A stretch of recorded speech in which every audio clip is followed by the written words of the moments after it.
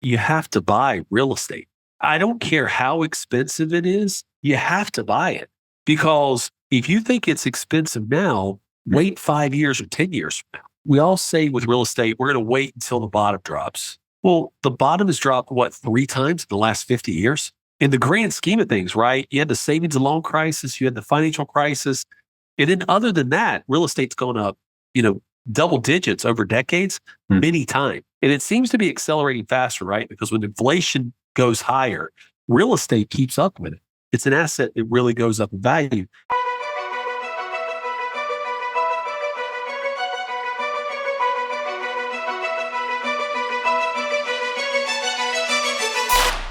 Mike, so great to get connected with you. We share a lot of common interests, but maybe we can start with you talking a little bit about what you're about in your own words. Yeah. So the one thing people know about me is people who really know me, is I'm not short on words. So I could spend the next hour talking, and Lawrence, you would never have another, not even have air to talk about here. But I guess I'll be brief on who I am. I was born in North Carolina. My grandmother inspired me to be more than who I am. She's my hero. But like currently, I'm the founder and CEO of a company called One Oak Financial. The company is based in Norfolk, Virginia, but my wife, Leon, and I live in San Juan, Puerto Rico for a lot of reasons. But my main purpose in life is to be one of a kind. And I talk about that over and over and over again. I try to get my clients and the clients of our firm to embrace that. I try to get the people that I have the honor of coaching to embrace that, but also hopefully it comes through in all mediums that I speak through. I'm an author, a podcast host myself. I have a radio show. And then I speak around the country to financial professionals and those looking for financial advice. I'm a huge proponent of money being a tool to enrich our lives. And that was our initial connection. When I did more research, I found out we share a lot of other things too. But I got to tell you the story because it's at top of mind. I think it already resonate with you.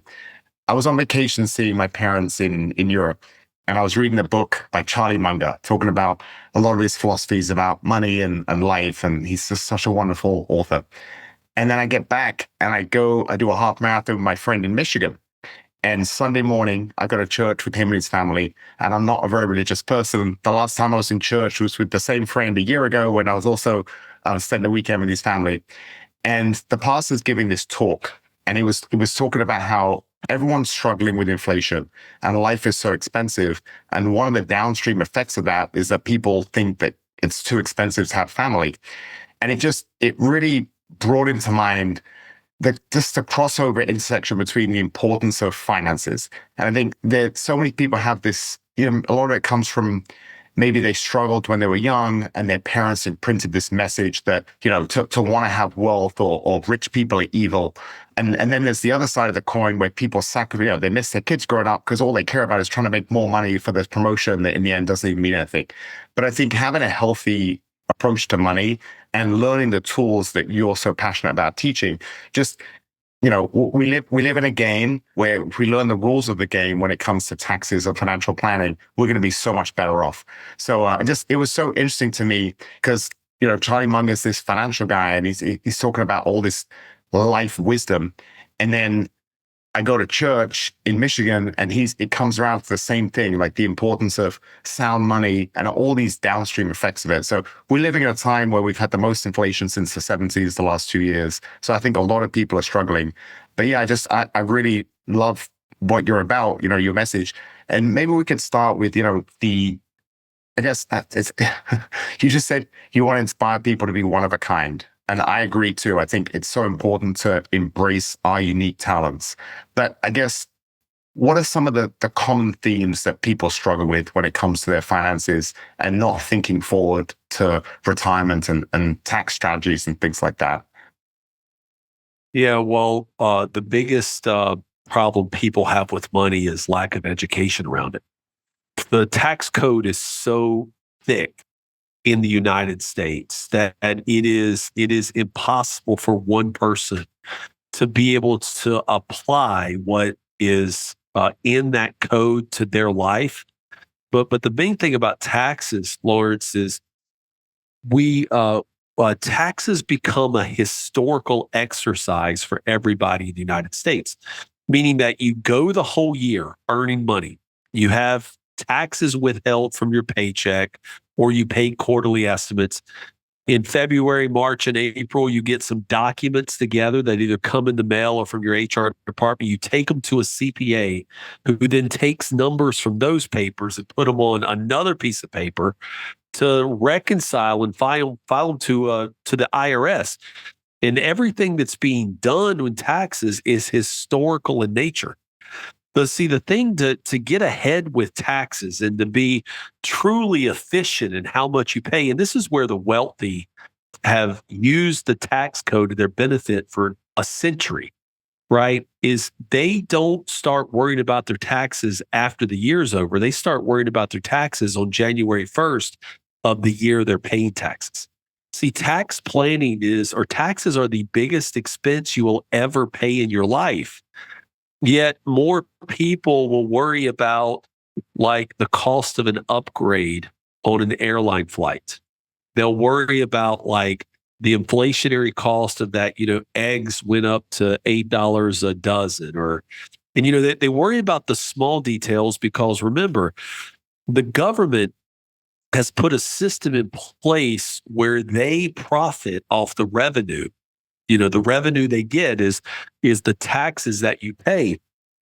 And they want you to not pay attention. They want you to not tax plan because if you don't tax plan, they end up getting more revenue at the end, right? I'm not saying that they spend our revenue well because they don't, but they don't want you to do planning. And see, an entrepreneur, a high income earner, somebody who's in the 32, 35, 37, anybody running a small business or, they tax planning should be having a tax planner on your life team it should be one of the 2, 3, or 4 professionals you really have with you. And listen, there's a lot of CPAs out there, Lawrence, who are really good people, but they have gotten on a hamster wheel where they work so hard from February 1st to October 15th, which is really the tax filing year, right?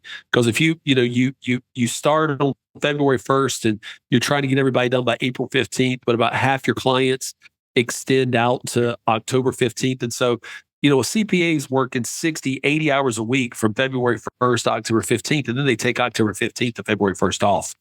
They don't have time to tax plan because they're so in the weeds on completing historical documents. And so like I invite you to reach out to me. And if you want to deal with somebody local, I'll help you find somebody because there's a good number of people in the United States that are doing great tax planning, but you need a tax planner on your side. I want to go back to what you were saying about inflation and going to church and Charlie Munger.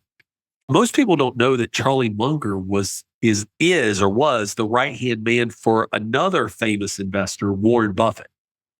Right? They don't put the names together. They don't connect them, but like if you Warren Buffett is obviously much more popular than Charlie Munger ever was. But like, when you said you had just read his book, you're basically reading the same thing that Warren Buffett does in his daily side. And then like the inflation piece, right? Man, to hear a pastor from the pulpit talk about how inflation is hurting people every day in America, it is true, right? Because if taxes are the biggest expense you'll ever have in your life, inflation is the biggest risk you ever have in your life, right? Because you can't control it. I mean, it's uncontrollable. It's something that impacts us. It impacts all of us, whether or not you're the top tax bracket or the lowest. Yeah, one of the things that upsets me the most about inflation is the wealthy all have assets that keep up with inflation or outperform inflation, and it's like a flat tax that really affects the people at the bottom of society that are working 2, 3 jobs, struggling trying to support a young family. They don't own the place they live in. They don't have a stock portfolio that's appreciating at record paces. So it really just education I work in real estate. So my bread and butter is helping developers sell buildings to wealthy white collar professionals who want tax write-offs. But they're not really the people they're the people that, they're doing so well in life. Yeah, they can make more money, but they don't need this kind of information as much as people that don't really have any assets and that are struggling. So I guess, can we maybe start with that? Like, you said something very interesting. You said a tax planner is one of the most important people on your team. And I agree completely. I love that analogy of when we have something in front of us, like the grocery bill goes from $100 a week to $150 a week for our family. It's right in our face that that's $50. Whereas a tax, you can maybe save $5,000 with some smart tax strategies. That it's because things that are right in front of you, you tend to notice much more than tax savings. Because if you don't even know how much you're saving, how much you could save, you're completely blissfully unaware of that. So I guess, would the recommendation be for people, you're just starting out and you're not making too much money, you're a year or two out of college or high school, you're working. Should you be looking at trying to get a good CPA and tax planner right out of the gate? No, I would not. No, if you're just starting out, you don't need to go hire a high-end tax planner. The tools are like right in front of you. Like the best tools for somebody just starting out for building assets in the most tax efficient way, the best tool is the Roth IRA, right? A Roth IRA will build assets, but still at the same time give you access to the principal you put in to be able to build a business or build a real estate portfolio or do something else. Because a Roth IRA is something that you use after tax money, but growth that goes in there will never be taxed again. Hmm. And there's very few things that we have at where we can build assets in the United States where assets where you're not taxed either on the growth as a capital gain or the growth as ordinary income. The Roth IRA is there. So if you're listening in your 20s or 30s, the first thing is you got to do is you got to start building wealth now, because the thing you have on your side in your 20s is time. You can go ask anybody in their late 40s, 50s, 60s, one regret that they have about saving money. And they will all say, I wish I would have started sooner, Hmm. right? In the top two or three regrets they have, one will be, I wish I would have started saving sooner. So the younger folks, the tools in front of you, Roth IRA is one of the primary. And then number two is, I mean, you're in the real estate world right away. You have to buy real estate. I don't care how expensive it is, you have to buy it. Because if you think it's expensive now, wait 5 years or 10 years from now. We all say with real estate, we're going to wait until the bottom drops. Well, the bottom has dropped, what, 3 times in the last 50 years? In the grand scheme of things, right? You had the savings and loan crisis, you had the financial crisis. And then other than that, real estate's gone up, double digits over decades, many times. And it seems to be accelerating faster, right? Because when inflation goes higher, real estate keeps up with it. It's an asset that really goes up in value. So for our young folks, if you want the tax strategies early in your life, Roth IRA and real estate are two of the best tax strategies you could ever have. The people that need to start focusing on taxes. Now, if you're an entrepreneur in your 20s, having a tax planner if you're an entrepreneur making 6 figures or 7 figures, having a tax planner in your team is very important, right? Because an entrepreneur works in a different tax system than what a W 2 employee does. Because an entrepreneur is one that, you get to take expenses from the top, not after all the taxes were made. And so, again, the only exception to having a tax planner in your 20s is for 6 and 7 figure entrepreneurs at that point. Definitely have somebody in your corner. Yeah. Well, the one thing you said about the real estate crashes, it's wild. So the 2008, 2009 real estate crash, that was the biggest in pretty much a century. And I think it only took 4 years to be making new highs again. Obviously different markets, it took longer. Different markets took shorter, but on average on a national level, which just goes to show that you're right. Real estate just goes up and to the right over time. That was so true. So the big problem people have is living below their means. And I think I see that with the young people. It's almost the other way around. You have these social media influencers that, you know, that maybe they make 70,000 from being an influencer, but they spend 65 doing self promotion and they only have a couple of thousand left. You know, you hear these crazy stories. Very few young people have the discipline to live below their means and invest the extra. But I'm assuming that's just, it's what you've got to do. I think all the wealth that I made in my 20s was because when I was 24, I got my first bonus. I bought a condo and I stayed in that condo for 15 years. I didn't have a car until I was in my 30s. I just kept making money, and just investing it and seeing the assets go up. But looking back, I'm incredibly proud of my younger self having the discipline to do that. I don't know where it came from. I guess at the time I was kind of focused on other things. I wasn't particularly showy. Luckily, I didn't have, a girlfriend at the time trying to give me bad advice, like, oh, you should be buying this and buying that. Lived a pretty low key life, and that was the best financial decision I made. But I think isn't that great advice for young people too? Is just care less about people that don't even think about you, that you think you're trying to impress, and live below your means. And your future self is going to be so happy with those decisions you made. Well, you said a mouthful there that has so much wisdom in it, Lawrence, because I can easily tell. The one thing I didn't tell you that I also do is also been a lecturer at Old Dominion University in Norfolk, and I teach a course there called Personal Financial Planning.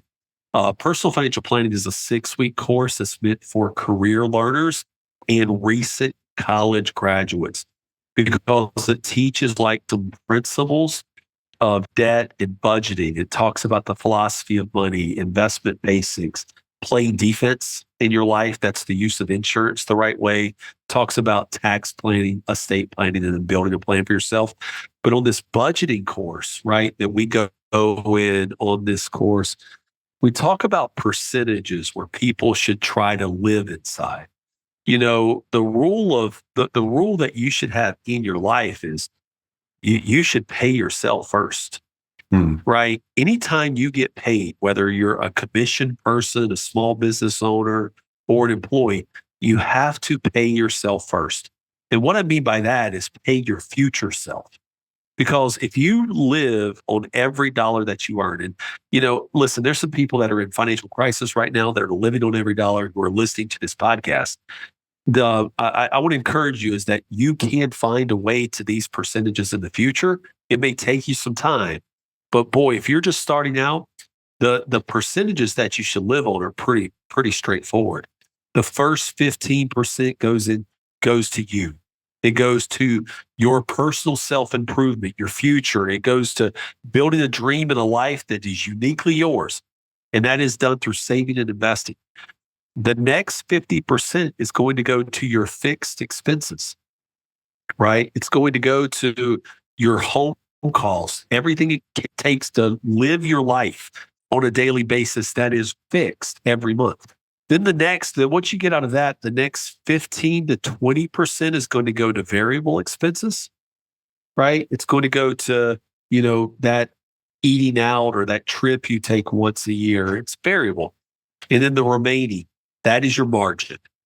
And see, that's where people don't live, Lawrence, is they don't live with a margin, Hmm. right? They live that I make $1, I spend $1. Some people make $1, they spend $1.20, right? And they get that example like from our federal government who does that every year, right? Do not follow our federal government spending patterns, right?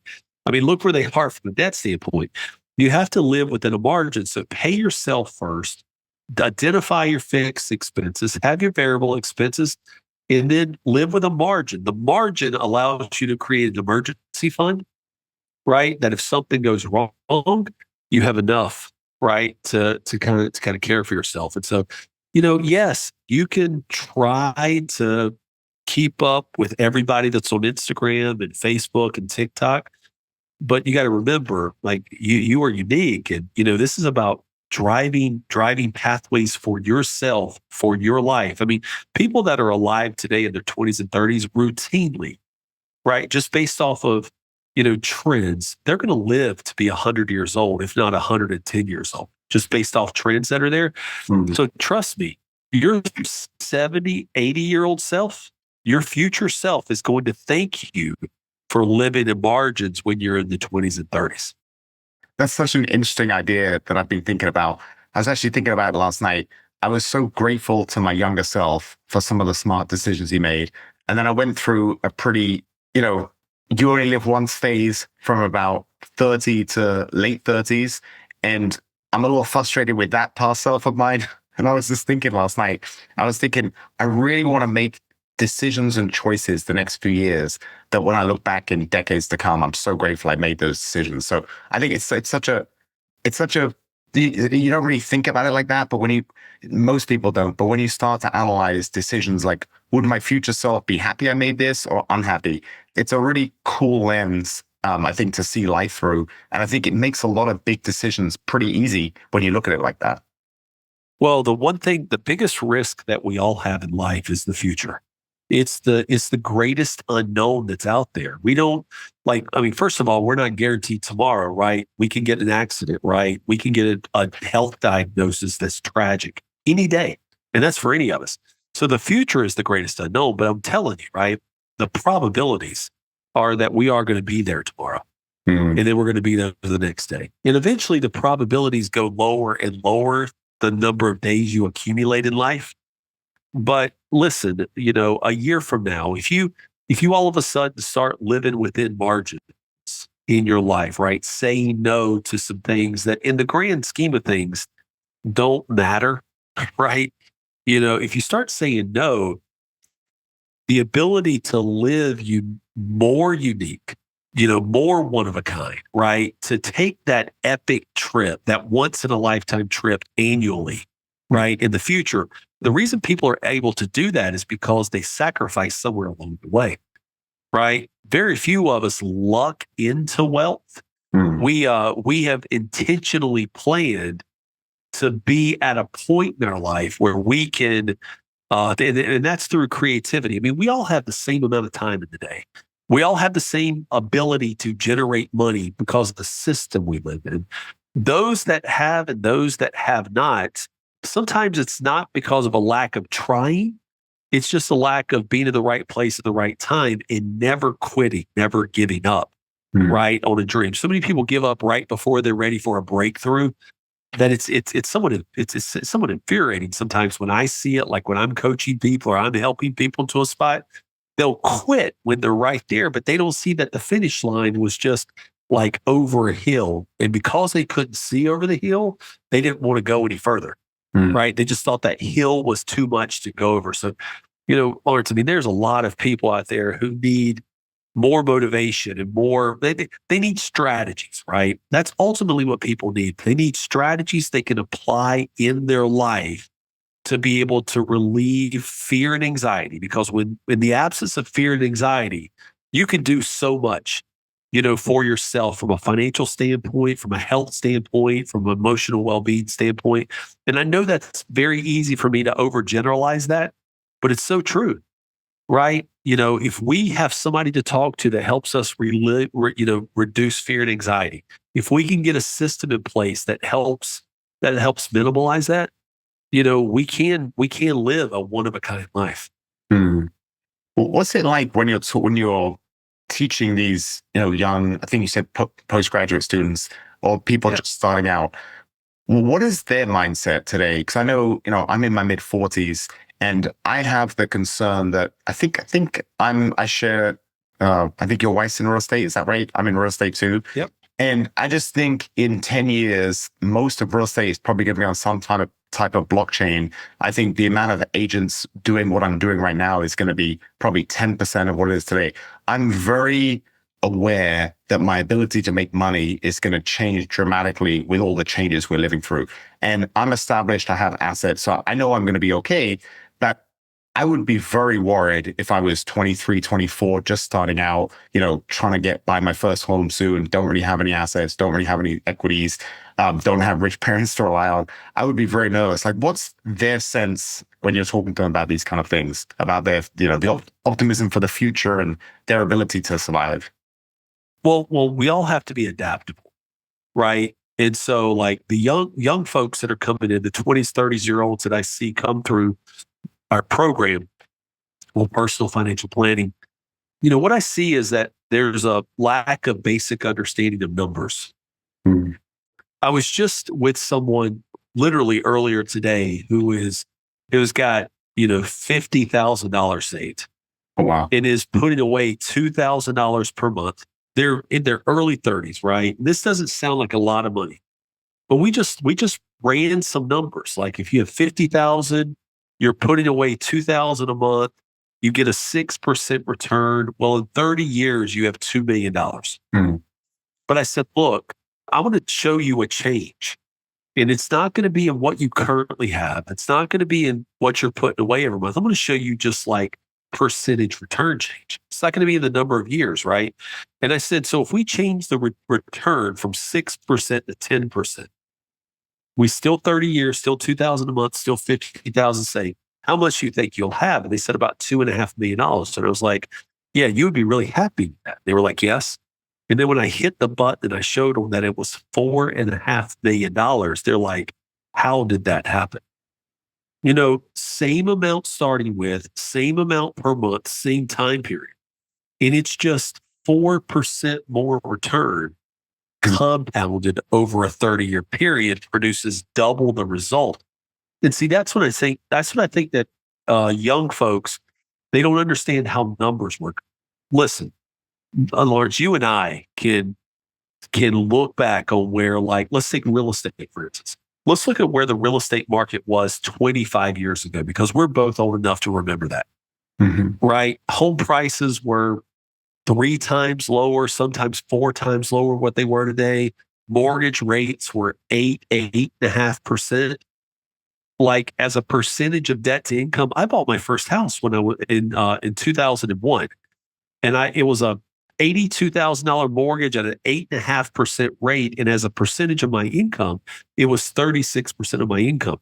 Mm. If I still own that home and that mortgage today, it would be less than 1% of my debt to income. Yeah. Right. The thing about it is 25 years from now, right? The real estate industry is going to change. The financial services industry is going to change, but there will be some part that humans play in building the wealth that happens in those industries. Mm. And one of the things is if you understand how money works and how math works, then you're more adaptable to what is coming in the future. But if you don't have liquid assets and resources to invest when it's time to invest, you know, to improve yourself, to make changes for what's coming, then you will be left behind. Right. And as fast as AI is moving right now, artificial intelligence in my world, I always say artificial intelligence requires actual intelligence. Yeah. Right. Because if you're not actually looking for ways to improve yourself using AI or how it's going to impact your business, you will be left behind. And so, like you say that real estate's going to have a blockchain next to it shows that you are adapting ahead of time. We call those early adapters.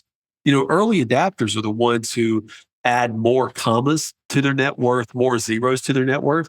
It's the slow adapters that get left behind in Mm. it. Early adapters, though, our early adapters understand math. They understand the multiplication and the exponential way that you grow money. And that's the thing that if you're young in the business, if you're in your mid 30s, even if you're in your 40s, by the way, that's not too late to accumulate wealth. You have to understand the basics of like how money works, of how money works for you, so that then by understanding that you can apply it as things change in the future. Right. Yeah, that's so true. It's so true about being adaptable. Like you have 3 kids. Are they all kind of just starting their careers now? I think they're a little older. Is that correct? So Zach is 28 years old. He's actually in the U.S. Navy. He's a lieutenant in the new U.S. Navy. He's finishing medical school in May. The Uncle Sam put him through medical school, and he will go to his first duty station as an anesthetist starting in May of next year. My 23-year-old is working in a nonprofit in Birmingham, Alabama, and my 20-year-old is a sophomore in college. Gotcha. Okay. So I mean, your oldest, it sounds like he's in a good place. He's gonna be good. Your middle and youngest, do you have conversations with them about, their future? Because it just seems like everything is getting disrupted so quickly. I just imagine it's a very my son's 4, so I have some time. I feel like things are gonna be shaken up a lot before I have to help him make these kind of decisions. But they're at that age where they're just going to be starting out with their careers. Are they coming to you for advice, or are you talking to them about, directions, trajectories they can go in? Absolutely. And the interesting part is my middle daughter works for a nonprofit, and she gets fulfillment and joy in helping other people more than how much is in her bank account. Mm, But at the end of the day, my daughter still lives within margin. She's got the percentages that I talked about earlier about paying herself first, having a fixed expense, a variable expense, and limited margin. She lives in a margin already, even though she doesn't earn a lot of money. I mean, and she will be a millionaire by the time she's 50 years old, even with a low income right now, because she has learned the power of compounding mm, over time. And she is fully invested. She's not set beside putting her money in like a high yield savings account. But one of the things she's not being passive about this either. I mean, I've taught them about money all along the way by saying, I'd like to buy you some stock every year. I've been doing this for a number of years for my kids, and look around and see what people have, and I will buy you some shares of that so you can see what it works. mm. And for about 7 years, my daughter Grace said Chipotle, Chipotle, Chipotle, Chipotle. She's like, I love it. I love their food. I love what they're doing. And so for 7 straight years, I bought shares of Chipotle stock. And so we got to a point where she was graduating college. I said, Grace, in your stock account, you have one stock, it's Chipotle. She said, Dad, this is the way I look at it.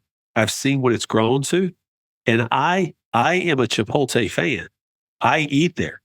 But when I look at how much my stock has grown, I've realized that the amount of money I spend there is only going back to me because I'm the owner of the place.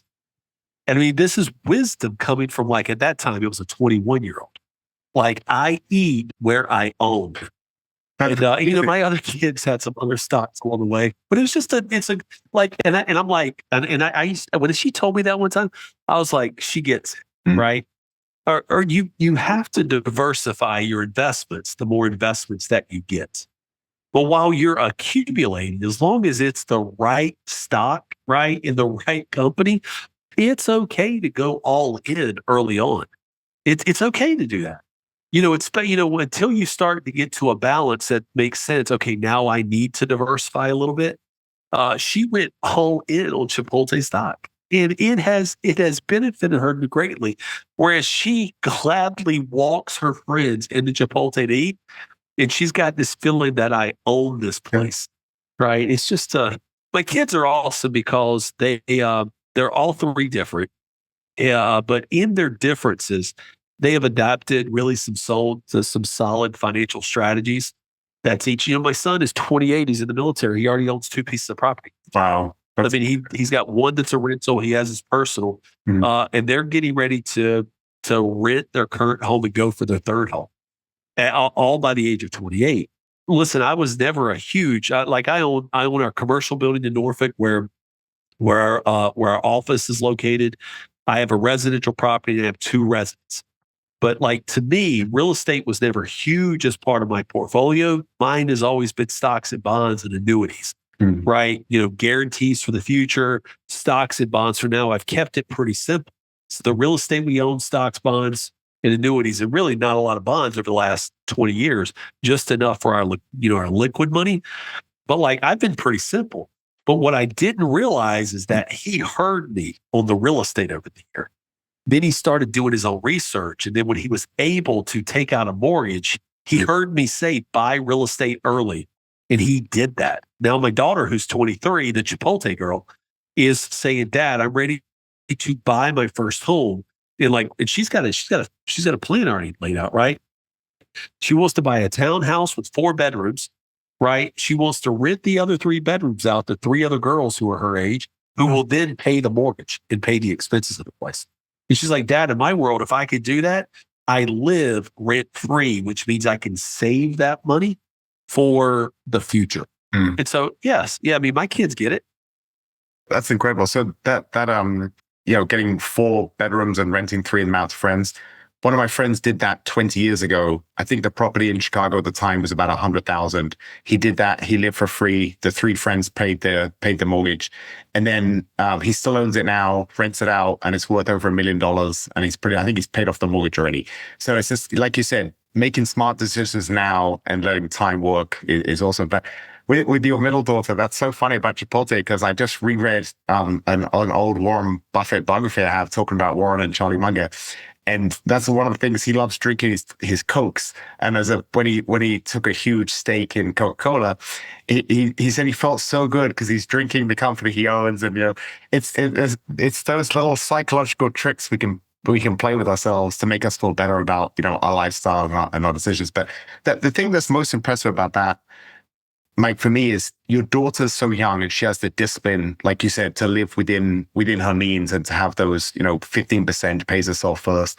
I think that's the key is getting that self-discipline and having the ability to have, if your income is less, if people have a regular salary, it's a lot easier. But for me, working in real estate, I can have a great, month. I can have a slow 3-4 months. My income is very variable. And just having the discipline to say, hey, it's been slow the last few months. I'm going to cut out all the bonus spending and not take the fancy trip that I was going to take if business was better.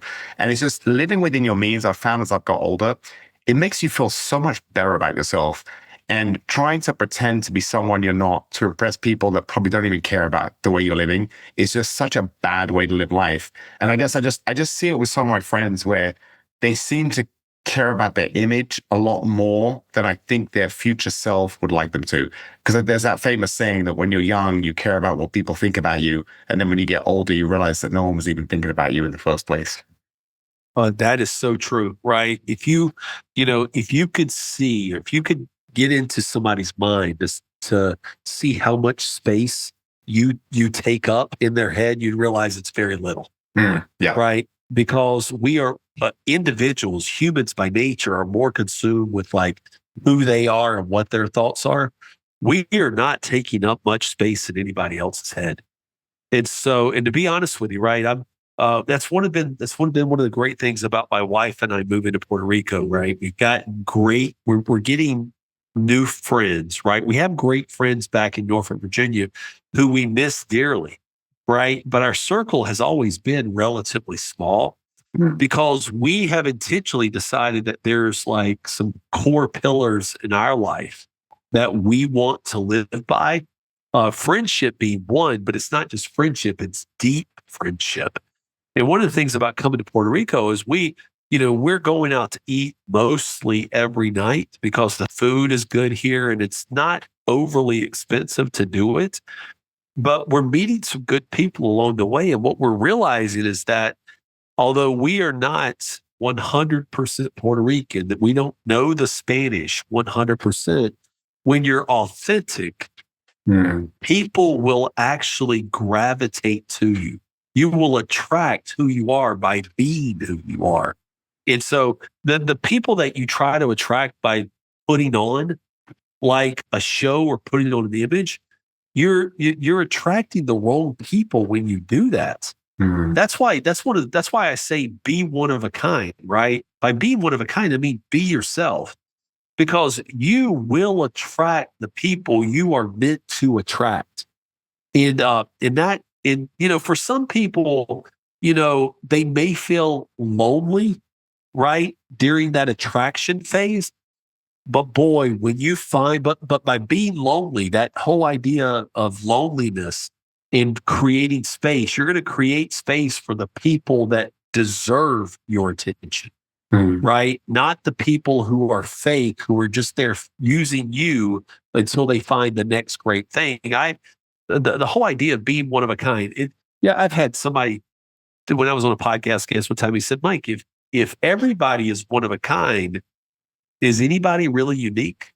And I was like, "Well, yes, they are, because if everybody is unique in who they are by being one of a kind, the world will be optimized." Mm. right? I mean, we want to have a great society. Be yourself and don't worry about what everybody else is doing, right? Because if you don't worry about what everybody else is doing and you're just being who you are, I mean, it would solve so many issues Mm. that we have. Focus on personal growth and personal development and doing the things that, based on your beliefs you want to do. If you do those and you do those 100% all out, the world will be a better place. It can be nothing but a better place if the world gets who you are meant to be in Mm. the space you're supposed to fill up. One of my favorite things about people is people that are really passionate about. It can be the most esoteric thing that I have zero interest in, but if I see that they're just so genuinely passionate about it, it draws me to them. I find those kind of people really appealing, and also just being around authentic people. I love, I come from a martial arts background, and some of these people who are, physically fierce can be so vulnerable about their emotions or their feelings. And I always look up to those kind of people where they're strong enough to show you behind the curtain, if that makes sense. And I couldn't agree more. Just as life advice, trying to be as authentic as you can and not do what Western society expects of you if you live in the West. That there's a wonderful quote: "It's no sign of health to be well adjusted to a profoundly sick society." And I think we're seeing that in continental US, we're seeing that in Western Europe, in Australia. All these metrics among the youth are going the wrong way, right? Like health metrics, emotional happiness, depression, suicide, like all these very terrible metrics, they're all trending the wrong direction in the last however many years. And so I think that's just really good advice for investing. Like I love the idea of what you said about how your son found his own path where he's more heavily in real estate than you were.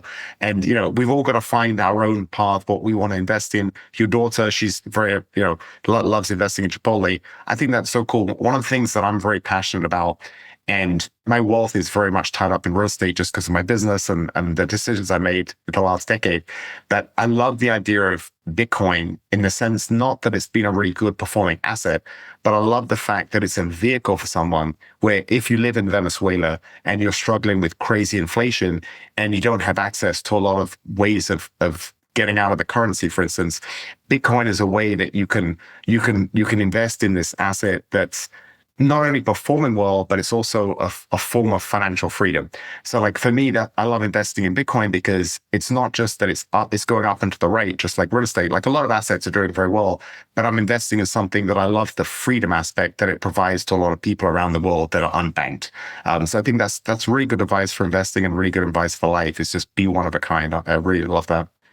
It is. I mean, like I say often to people when we're talking about investing is anything from a CD to Bitcoin has an attribute that when used appropriately can enhance your portfolio. And I don't care if that's real estate or private placements or private equity or high yield savings or, gold, silver, whatever it is. They all have attributes. The attribute, we just got to find out which ones are right for you. I too love Bitcoin. And I love it from a standpoint of what it represents. It represents freedom from a government, right? Which is what we all should be, right? We all should have freedoms. Bitcoin is the ultimate investment freedom because it's not, I mean, people have conspiracy theories about, Bitcoin being created by this or that. But let's be for real. We don't know for sure. All they are theories. Hmm. I don't live in a theory world. I live in a real world. And in the real world, Bitcoin to me represents freedom. Now, nobody should have, in my mind, nobody should have 100% of an asset. I say this like to counteract my daughter's beliefs a little bit too, by the way. My daughter, the Chipotle girl, since then she has diversified because now she's starting to establish some money in a Roth IRA. But diversification is key, and having a little bit of this and a little bit of that and a little bit of that, as long as it fits like a proper time horizon, Hmm. right, is very appropriate for building wealth because, we never know when we're going to need access to money. We don't know when we're going to lose our job or a spouse is going to pass away unexpectedly or a health scare is going to come. We don't know when we're going to need our money. So having things that are, really well allocated in a way that if something happens from an emergency standpoint that you can get to them is very, very important. Mhm. Yeah, that's so true. I love that what you said about every investment has its attributes. And so, obviously Bitcoin has done very well the last few years, but it also has, some of the highest volatility as well. So of course that's the negative side of the coin. And I think it's so many times we try and look for this one panacea for all our problems. And I think that's not just in trading, but that's in life. It's like there is no free lunch. Everything in life is trade-offs. That's Thomas Sowell's famous quote. And it's so true. Every time you say yes to something, you're saying no to something else. That's just so trying to have a more cognizant awareness of trade-offs and what you're giving every time you do something, what you're giving up, I think it gives you a lot of wisdom in how to craft a good life. That's exactly right. I mean, another way to say basically the same thing is you can have anything in life, but you can't have everything. It's just another, I mean, like once you start hearing these things and you apply them in your life, I mean, taking the application of what you hear and you apply them, that becomes the wisdom for how you're to live. Right. And we are all living on an hourglass or a time clock that is all going to expire at some point in the future. Sometimes we need to realize our, our mortality. And if we would keep that constant in front of us, we would realize how little things matter that we give attention to. One thing about you, Mike, is you're very prolific. So you've written 2 books. You have a podcast. You're also a guest on different podcasts. You have your main job in financial planning, and then you also you're a professor too. So you're doing a lot of different things. Is that advice that you would recommend to people that maybe they're starting out in their career and they just, rather than trying to think about how much they can cut in what they're spending, is just try to get a few side hustles that generate a bit of income, or maybe they'll have some future payoff in some other aspect of your life? Because you wear a lot of different hats, and I feel like I'm the same. Like there's a lot of things I'm trying to do, and sometimes it's frustrating because I'm trying to maximize time with my young son, and there's always 20 things to do. But I wouldn't have it any other way. And I think it's great that you have so many things you're doing. I think it's awesome, and the fact that you're Justin, professor, you're really giving back to the next generation. So not only are you doing a lot of different things, but you're giving back as well. You're not just doing things selfishly for yourself. One of the interesting things about, because I did have somebody recently when I was on a podcast, they say, Mike, do you do anything to, 100%? And I said, I say, I do everything 100%. Right. And yes, I have a podcast ideas by Mike. We have a radio show called the One of a Kind Financial Show. I guest on podcasts, normally weekly. I have written 2 books. I'm in the middle of writing another one that's almost complete called Retirement Chi. The One of a Kind Financial Plan is a bestseller right now on Amazon. I mean, like I would tell your guests that if you're looking for like a storied filled approach to how to build a financial plan, the One of a Kind Financial Plan has got so many 5-star reviews. It's almost hard to count them now. But yes, I mean, and then I'm obviously the CEO of a growing coast to coast financial planning, financial services company. And I do teach, but everything I do complements each other. Really, like when I am writing a book, I think that I'm writing a book for the end client that is going to use One Oak Financial, that would want to be in my coaching program, or that would want to be a student in my school at Old Dominion, right? And so I think about that person in mind, like what is the message they need to hear in order to get to the next level? And so everything that I do is intentionally based and complementary to each other. Yes, I get paid by a state university in Virginia to teach there. Yes, I get royalties from book sales. And, from the radio show, we get clients into that for One Oak Financial, and I get referrals from here. But the grand key thing, the grand thing to me is that they all work together, because at the end of the day, my message has always been clear, right? Without education, you're going to perish. And so we educate in the university setting. We educate via media. We educate via books. We educate via financial planning firm. And then once you're educated, now you're ready to negotiate with the companies that are out to get most of the profit, right? Financial financial insurance companies, Wall Street, financial markets in general, financial big banks, they're in the profit business. And when you use their products, they are currently earning more profit than they've ever had earned in the history of Wall Street. JP Morgan and Goldman Sachs and Citigroup just announced record earnings. Well, how do they have record earnings right now? Because they're using assets of their clients to generate revenue at record pace. And so if you get educated first, then you know how to negotiate against companies that are ultimately trying to profit first from you. Now, what I teach, like in all settings, whether on the podcast or on radio, in books, or in from our clients' standpoint, is what I teach is that you should have profit with purpose. Because if you have profit with purpose, right, then it allows you to never miss a moment and to be one of a kind. If you go into life with a profit first mentality, like big banks and financial markets and insurance companies do, well, you're playing the same game as everybody else. Play the game where you profit with purpose, and it's going to be less stress filled, and it's going to give you more meaning to what you do. If you play the game that the one size fits all companies want you to play, where profit is first, you're going to miss opportunities, and ultimately it's going to create more stress and fear and anxiety, because you cannot win against these big companies. It's impossible. It's rigged. The system is rigged against you. Play a different game. Profit with purpose. Never miss a moment and be one of a kind. And if you build a strategy like that, and then you gain the education to play that game, then you're going to end up in a life that's unique and fulfilled, that has big purpose and that has a vision for like what matters most. And that's what I always encourage people to do, is be different than everybody else. When you say with purpose, you mean where you're not just looking at how to make money, you're looking about how to give value to people, and then the money comes as a consequence. Is that what you mean? So like in our business, we give, that's the purpose that we have. Other people that we have profit with purpose, right? Some people have like some money to invest, and instead of investing like at United Healthcare, they want to invest in like a local startup, right? That has the ability to solve mental health crisis in Texas, which is one startup that started. So instead of investing here, invest your money here, because the way the revenue stream works, you're still going to profit.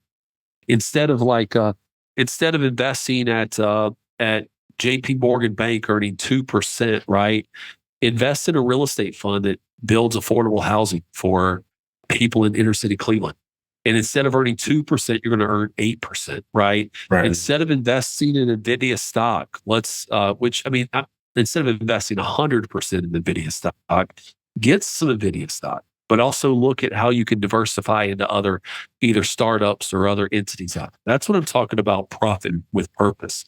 Because if you play the game the way everybody else plays it, you have the same risk that everybody else has. In that game of risk, you don't win because you're always behind the information cycle. But if you go profit with purpose, right, with intentionality, you're going to be more alert to what's going on in that game.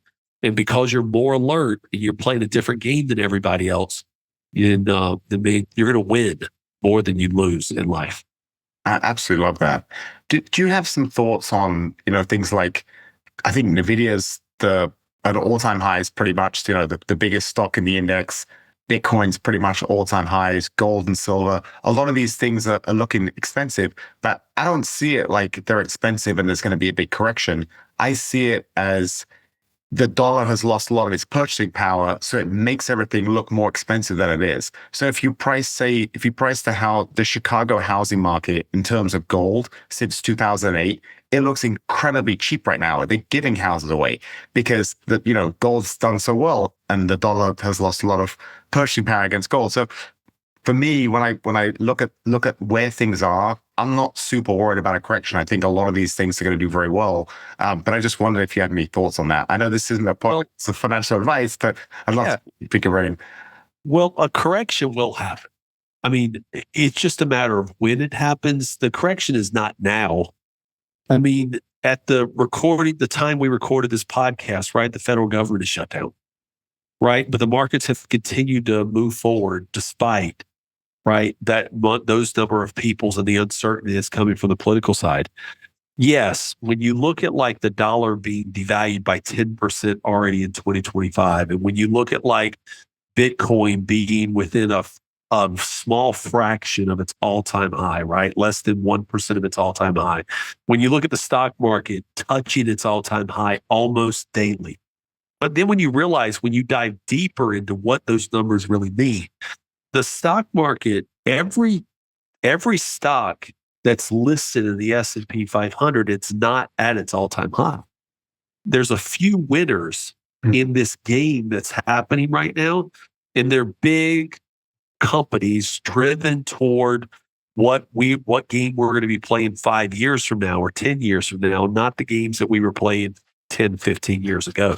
Mm. And so if you look at like, I'm telling you, people that get into the real estate market today are not going to be unhappy 5 years from now. They're not going to be unhappy 10 years from now. If the problem is like an income problem, it's like you say, it's too much of my current income to get in. Listen, unless you think you're going to be at the same income 5 years from now than you are now, it is a great time to get in, because as your income goes up, mortgage payments generally do not move. And so it's like, so if your debt to income's 32% now, and you get a 3% pay raise each year for the next 10 years, your debt to income on that same property is going to be in the teens 10 years from now versus where it is now. So again, it goes back to the concept that I mentioned to you, Lawrence. When you understand how money works and you understand the math behind it, it makes decision making so easy. Like, you understand like the price of gold now in relation to the real estate market in Chicago, it makes the real estate market look very cheap. You understand that like with 10% downturn in our current dollar, right? It makes investing in the United States very inexpensive, right? I mean, the amount of money that's flowing in from overseas to the US stock market and the US real estate market right now, because of how much cheaper it is to do that today, shows you that capital is still flowing. And where capital is flowing, appreciation will continue. When capital dries up, right, that's the time to start maybe being fearful, right? Warren Buffett, right? We've given many references to Warren Buffett and Charlie Munger today. Warren Buffett says, when people are being fearful, be greedy. When people are being greedy, be fearful. And I would say right now that everybody would say that everybody is fearful. They're fearful of the crash that's going to come. They're fearful of what the government's going to do. They're fearful about like where our dollar is headed in the future. Where fear is present, be greedy. When that switches, right? When that switches the other way, then it's time to start maybe pulling back a little bit. But right now, people live in constant fear on what's going on with money. So now it is the time to be greedy and to benefit from the current environment we're in. Absolutely love it. That's really great advice. Last thing I want to ask you, mate. I have one young son. You're a lot further down the road. Sounds like you have three wonderful kids that are all doing really well, and you've done a great job raising them. Can you give me some advice that you'd tell your younger self, maybe after you just had your first and he was a few years old? What do you wish you knew then that you know now? Well, I'd tell you, like, if I could go back and have my son Zach at the age of 4 again, right? We used to do these things, Lawrence, when Zach was 2, 3, and 4. We used to have Zach and Daddy Day, and it'd be a Saturday. It would happen almost every Saturday where we would go to like Chick-fil-A, or we'd go to a park, and we would just get out there and we would play. And we would play really hard, and we would eat chicken nuggets and macaroni and cheese together. And like, I miss those. There's very few things in my life I wish I could go back and redo again. I wish I could go back and do that again, right? Because those were fun to me, right? That time. So like I would say is embrace where you are with your son, because this time is time you never get back. And if the opportunity is to go to this conference for 3 weeks where you're going to miss your son, or stay here, or go to that conference virtually and be with your son, I'd say go virtually, right? Be where your son is because you cannot get this time back. And then the other advice I'd give to you, because I know you're an entrepreneur, is I would tell you to make your son an employee of your business, right? Because if you make him an employee where you like put him on your podcast every time, or you put him on your social media, you can then all of a sudden take some money out of your business tax free by giving it to your kid as a 1099 employee. And because your son now has income, guess what your son can do with that money? He can put it in a Roth IRA, right? And remember, I told you about the power of the Roth IRA for a 20-year-old. Do you know what the power of a Roth IRA is for a 4-year-old? I mean, it is like, I mean, we're talking about Avenger type power now, right? We're talking about the Hulk and the Iron Man, right? You want an account that is going to give your son freedom by the time he's 40 or 50 years old. You fund that Roth IRA, put it in an index fund or a high tech growth fund, and let that thing grow for 40 years. And look how fast your son becomes a millionaire. So that's what I'd say. Spend time with him, but teach him the power of being an employee now. Make him work a little bit, but then use the tax code to get money out of your business tax free into your son now and let it grow tax deferred forever. Wow, what a great way to wrap this up. I absolutely love that. I will definitely do both. And I really appreciate you. I'll give you the last word, but we'll put links to your book and whatever other links you want where people can find out what you're doing. But I really appreciate you. And you really are doing so many things that are so awesome. I love seeing people doing great things and being one of a kind. And you really exemplify that message. So kudos to you, Mike. I really appreciate this.